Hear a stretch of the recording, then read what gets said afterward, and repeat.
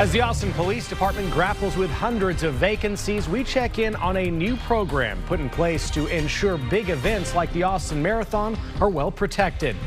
And the sun is about to set on the coldest day of the month. We'll be tracking the coldest night of the month tonight.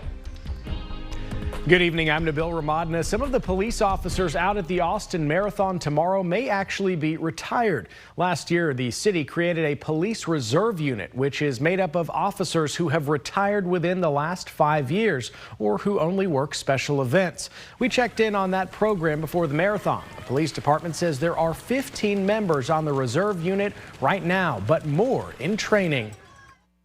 We have a limited amount of people that we can actually put on patrol at this time, and so the city of Austin created a reserve police force where we could utilize retired officers to fulfill some duties that patrol officers wouldn't have to fill. According to Austin City Council member Mackenzie Kelly, the Austin Police Department lost well over 100 police officers last year alone, and she says there are more than 350 active vacancies at the police department right now. A record number of runners will be at this year's marathon, more than 19,000. And every individual has their own reason to put their body and mind through this journey. Cameron Carlin is doing his first full marathon in just the last 12 months. The 42-year-old father of 4 has gone through a physical and mental transformation. This time last year, he could barely run a mile. And today, Carlin is 40 pounds leaner after a year of focusing on nutrition and fitness, even running 10 miles in the cold rain during training. Cameron says he is taking care of him so he can be there for his wife and kids. I grew up pretty much my whole life. I've been an overweight guy, and so last year really just was the defining moment in my life where I just said enough is enough. And really my why is to continue to show people that you could be a 42-year-old dad and you can do really hard things and be physically fit and active. Good advice there, Cameron. Cameron's message to anyone struggling to find motivation: surround yourself with positive people and don't let age define you. And if you're planning to travel through downtown and central Austin this weekend, you'll need to be aware of multiple closures. Part of Congress Avenue between 7th and 11th Street is already closed in preparation for the race. Now, if you want a full list of details on the road closures planned for Marathon Weekend, you can head over to KXAN.com and click on this story. And it's going to be a chilly morning at the starting line for those getting ready to lace up their running shoes and head out for the races.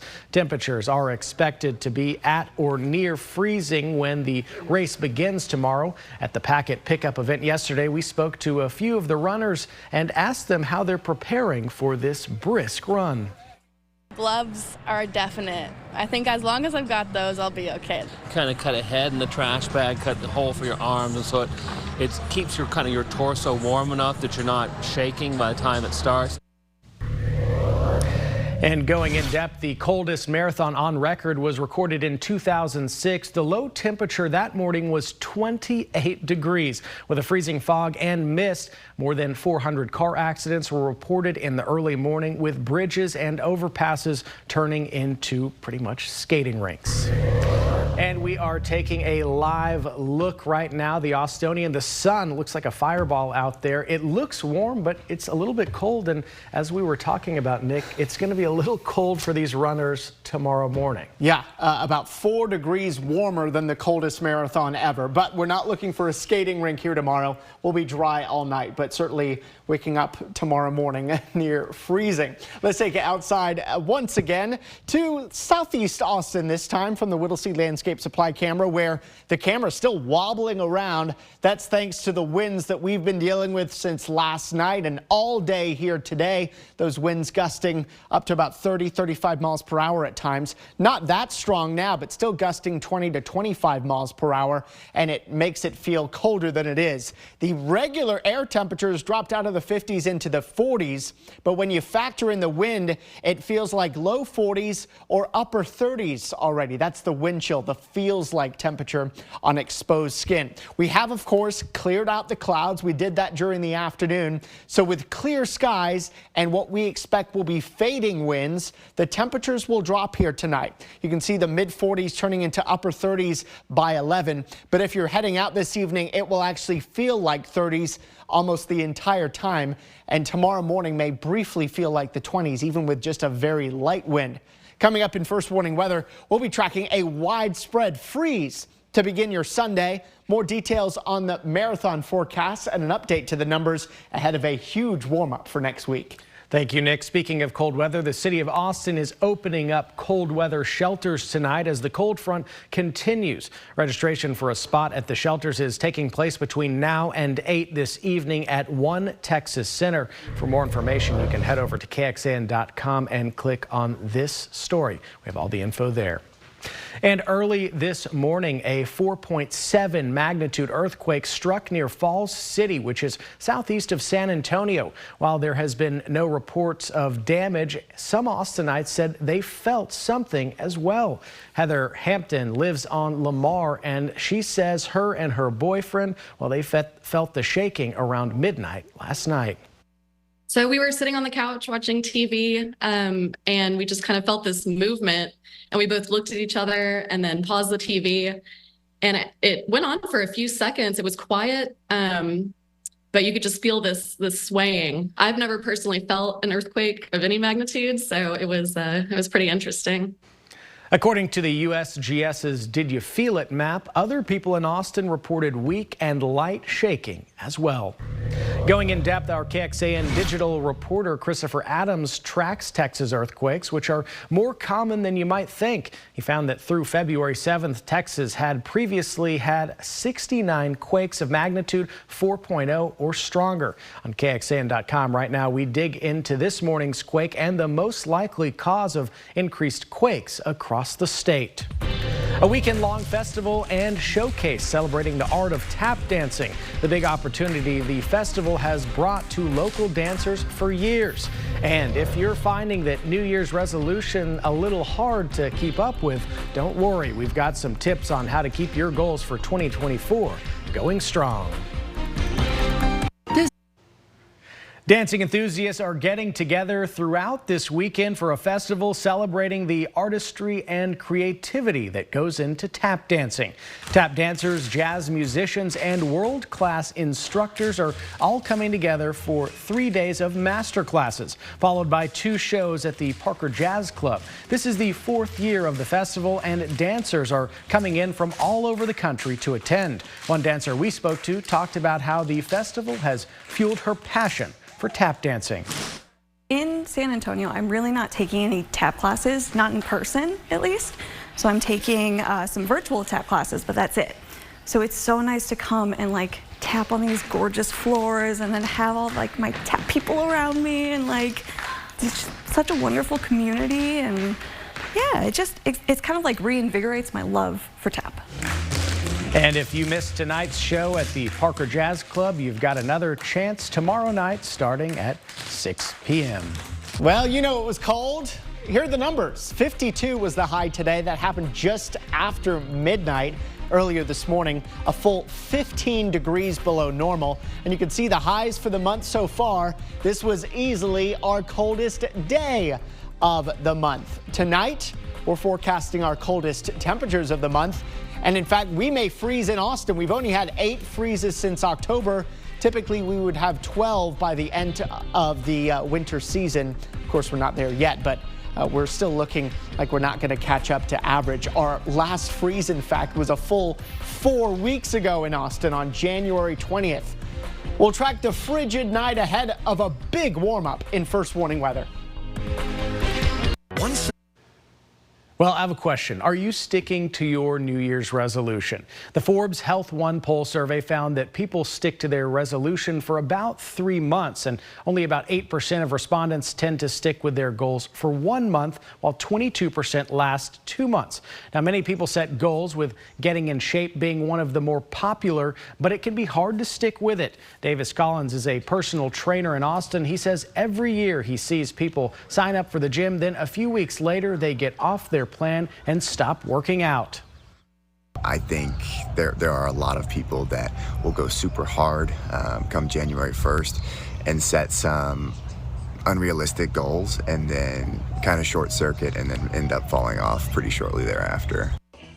Now, Coach Diesel, as many call him, has some tips on how to stick with it. Start slow and take rest days. Setting a schedule can also help, and finding people you enjoy working out with. Finding a group of your peers that are like-minded or have similar goals, and then finding somebody who's already there and using that person to help you. And if you don't have that, then maybe you're a community-based person, go to a gym, join a gym. You're gonna meet some people, they'll hold you accountable. Or get a coach, get a good one, maybe one with long hair. First warning weather with meteorologist Nick Bannon. All right, here's a check of pollen here today. Cedar high, but trending down from yesterday. Elm medium trending down. Mulberry and mold also low and trending down. We also detected oak earlier this morning, although it's fallen off since. But the first oak we've seen in a while. Of course, these are updating every hour on KXAN.com. I want to show you this gorgeous sunset occurring right now in Marble Falls. Technically, the sun sets at 6:20, so we're still 2.5 minutes away from that. But the Highland Furniture and River City Grill camera there, that setting sun just behind a few scattered clouds off in the distance. A gorgeous sight indeed. Sure, it was chilly here today, but we are still in meteorological winter, right? And we're going to get colder tonight. The clouds are clearing first. That's one of the two main ingredients for a chilly night here in Central Texas. Clearing clouds, and then we want to have light winds. The winds are still gusty right now, but they'll be coming down here this evening. You can see the chilly air across the state, 40s and 30s. We're about 25 degrees colder than we were this time last night. And these numbers will keep dropping. Low 40s and upper 30s here at 9. So if you've got Saturday evening plans, you'll certainly want the heavier coat. The wind won't settle much between now and your evening plans, but the wind will come down overnight, and that'll allow temperatures to fall. We expect we'll get down to right around freezing in Austin. It's going to be very close at the Camp Mabry sensor, whether it's 33, 32, 31, very much on the cusp of do we freeze or do we not. We think just about everyone else does. Eastern counties at freezing or below. Hill country, we think you're very likely to freeze. In fact, we think there'll be some hard freezes that dip down into the upper 20s, if not even some mid-20s in spots to start the day tomorrow. But plenty of sunshine tomorrow. Less wind will actually make for a milder day than today. Upper 30s, low 40s at 9. We head for the upper 40s by the middle of the day and highs in the upper 50s here tomorrow afternoon. And we will not be as cold as tomorrow morning for quite some time. 37 Monday morning, still chilly, but not as cold. 48 Tuesday morning, 57 Wednesday morning. And our daytime highs really jump up from 50 here today to 56 tomorrow, 68 Monday, and then 78 there on Tuesday. We've got 80s coming later in the week. So we'll get down to freezing in Austin here tonight. At the marathon, we start at freezing then, so bundle up for that. Runners or spectators, but the spectators will stay coldest for long.